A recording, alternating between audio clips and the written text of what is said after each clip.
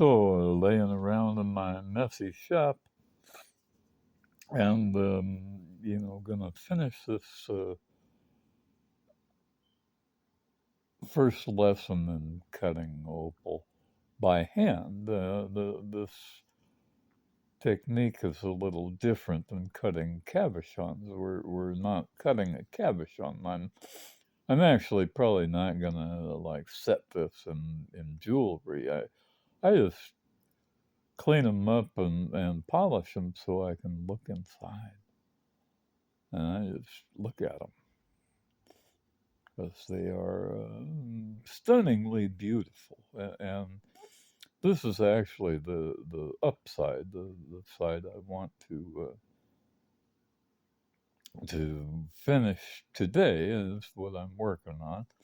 And I had a straight bit in my little zooper. It's a handheld zooper, and inexpensive from Amazon. Um, but I went to another bit earlier. I used this one to sort of smooth it out, um, and look inside a little more, so that I could see where I'm going. And then I used this to kind of clean it up. This is an abrasive, and they come in several colors, and the black ones are the coarsest, and they're not very coarse. They actually, give you a little polish so you can see inside the stone, and you'll see here. Let me see if I can turn the light on in this camera. I can. Look at that. All right, this is the back side.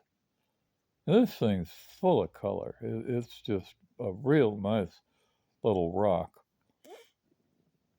Um, and I bought 3 of them for $50 each or something, about $150 for the 3 of them.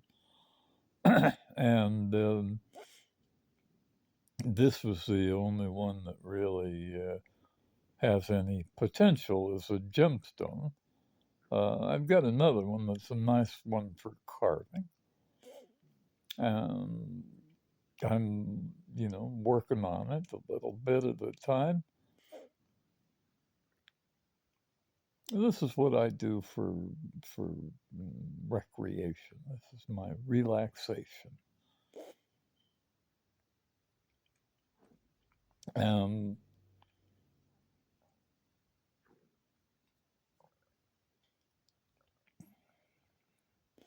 a meditation of sorts. Meditation is something you can do with your eyes open, doing things, doing work. Um, and this isn't actually work. Work is something you do for somebody else, I guess. This is fun, big fun. And what I'm gonna do now is use this in here and in here, and in these smaller places. And I'm gonna bring the sides up, level the sides out, and kind of and put my tip in there. Let's see if I can get some RPM on this guy. Ha ha ha! By golly, man, that's not a straight bit. This is a new thing. Boy, that's a shame. Why would it do that? Not doing it there. Let's see if I can maybe run it a little slower. And maybe it's the end of my little zooper. My $20 zooper didn't last very long. You get what you pay for, and sometimes a little bit less.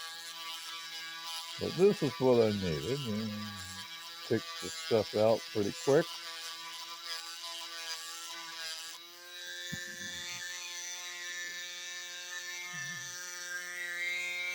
But keeping track of the thing, and putting a little polish on it helps when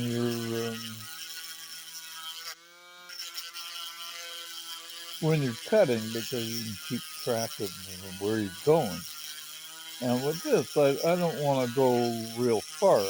I'm not interested in taking out all of the clay, just the majority of it. And in this one, I'll probably take it all out. I think I can get it all out. I don't know. But this one, this bit will get in there, and see, I can run it up the sides and kind of around and around,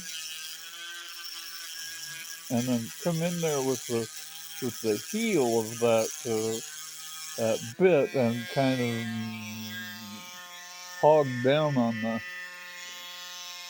the sand spot, and then it comes out round instead of with an angle. Hey, nani, huh?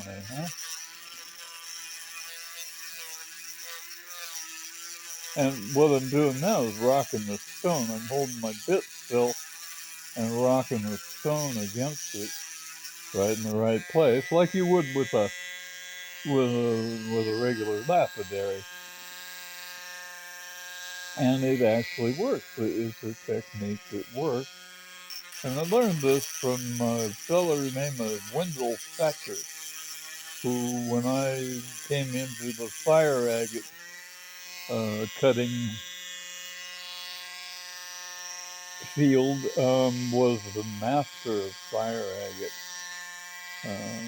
And he got cancer and died several years after I met him, which bummed me out, still bums me out. I miss young Wendell. He wasn't young, he was about my age, actually, a little bit older, not much. I'm older than he was when he died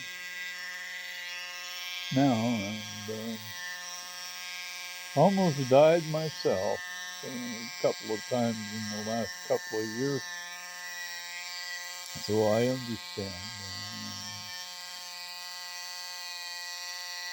Wendell taught me how to do this with fire agate, which is a real hard material and beautiful. And he was a master. He was the master. So that's how you do it. And you can see I got that piece of sand out without losing a lot of material. And now look at that. How about that? Isn't that cool, huh? So I'm gonna do that to the rest of these, and I'll be back.